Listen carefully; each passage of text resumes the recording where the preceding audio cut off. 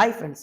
So இப்பலாம் நீங்க பார்த்தீங்கன்னா வந்து ரியாலிட்டி பேஸ்ட் படத்தோட அதாவது அனிமேஷன் மூவிஸ் தான் வந்து நெறைய வசூல் பண்ணிட்டு இருக்கு. அது ஏன்னு நீங்க கேட்டீங்கன்னா, அந்த அற்புதமான கிராபிக்ஸ், அந்த பேக்கிரவுண்ட் மியூசிக், அப்புறம் ஸ்டண்ட்ஸ் இந்த மாரி நெறைய காரணங்கள்லாம் வந்து நெறைய types of movie loving fans வந்து அட்ராக்ட் பண்ணி வச்சிருக்கு. ஸோ, அதுவும் இப்போ குறிப்பா சொல்லணும்னா, இப்போ வந்து நல்ல அட்வான்ஸ்டு டெக்னாலஜி இருக்கு. ஸோ, இந்த அனிமேஷனும் இப்போ இருக்கிற டெக்னாலஜி மிக்ஸ் ஆகும்போது, சும்மா அட்டகாசமா படமா அடிச்சு தள்ளுறாங்க ஃப்ரெண்ட்ஸ். இப்போ அதாவது ஒரு எக்ஸாம்பிள் சொன்னா, இப்போ ரீசென்ட்டா கூட நம்ம சேனல்ல ஒரு வீடியோ போட்டிருக்கோம். அது எப்படின்னா, சைனால ரிலீஸ் ஆகி ஒரு பாக்ஸ் ஆஃபிஸ் ஹிட்ல நல்ல பெரிய இடத்த புடிச்சு வச்சிருக்கிற ஒரு அனிமேஷன் மூவி தான் நீசட்டோ. அத பத்தி நம்ம எல்லாருக்கும் நல்லா தெரியும்னு நெனைக்கிறேன். ஸோ, அந்த மாரி தான் இப்ப நீங்க பார்த்தீங்கன்னா, ஜப்பான்லருந்து இப்போ வந்து ஒரு படம் ரிலீஸ் ஆயிருக்கு. அந்த படம் வந்து மொத நாளே சும்மா வந்து கலெக்ஷன் பாக்ஸ் ஆஃபிஸ் வந்து புரட்டி போட்டுருச்சு. ஸோ, அந்த படத்த பத்தி தான் நம்ம வீடியோல நம்ம பார்க்க போறோம். ஸோ, வீடியோக்குள்ள போறதுக்கு முன்னாடி, இதுவரைக்கும் சேனலுக்கு சப்ஸ்கிரைப் பண்ணாதவங்க மறக்காம சப்ஸ்கிரைப் பண்ணிக்கோங்க. சரி வாங்க ஃபிரெண்ட்ஸ் நம்ம வீடியோக்குள்ள போவோம். டீமன் ஸ்லேயர், கிமெட்சு நா யாய்பா, இன்ஃபினிட்டி கேசில் ஆர்க் பார்ட் 1 இதுதாங்க அந்த அதாவது இப்போ வந்து ரிலீஸ் ஆன அந்த ஜப்பான் படத்தோட பேரு. இது நீங்க பார்த்தீங்கன்னா, ஜப்பானோட பாக்ஸ் ஆஃபிஸ் ஹிட் கலெக்ஷன்ல நம்பர் 1 பிளேஸ்ல இருக்கு.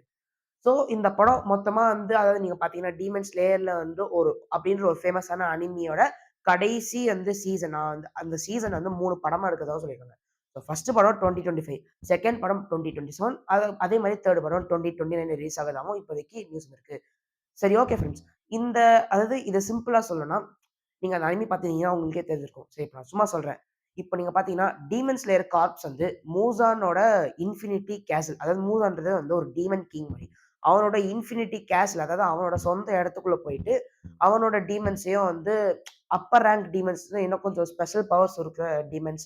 எக்ஸாம்பிள் சொல்லணும்னா கோகுஷிபோ, அகாசா, டோமா அப்படின்ற டீமன்ஸ்லாம் ஃபைட் பண்றதா தான் இந்த பார்ட் 1 வந்து செட் பண்ணியிருக்காங்க. ஸோ இந்த படத்துல வந்து அந்த பேக்கிரவுண்ட் மியூசிக் வந்து ரொம்ப கூஸ் பம்பிங்கா இருக்கிறதாவும் சொல்லியிருக்காங்க.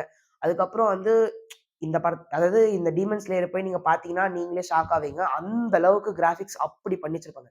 இத கிரியேட் பண்ண யுஎஃப்ஓ டேபிள் அப்படின்ற வந்து அந்த அனிமேஷன் கம்பெனி வந்து அவங்க பட்ஜெட் வந்து கையில நீங்க பார்த்தீங்கன்னா, இத தூக்கி போட்டீங்கன்னா மறுபடியும் முளைச்சு வந்துரும். அந்த மாரி வந்து பட்ஜெட் கையில வச்சுட்டு சும்மா பின்னி எடுத்துருக்காங்க. இது இன்ஃபினிட்டி கேஸ்லா இருக்குல்ல, இன்ஃபினிட்டி பட்ஜெட்டா இருக்குன்னு கூட சொல்லலாம்.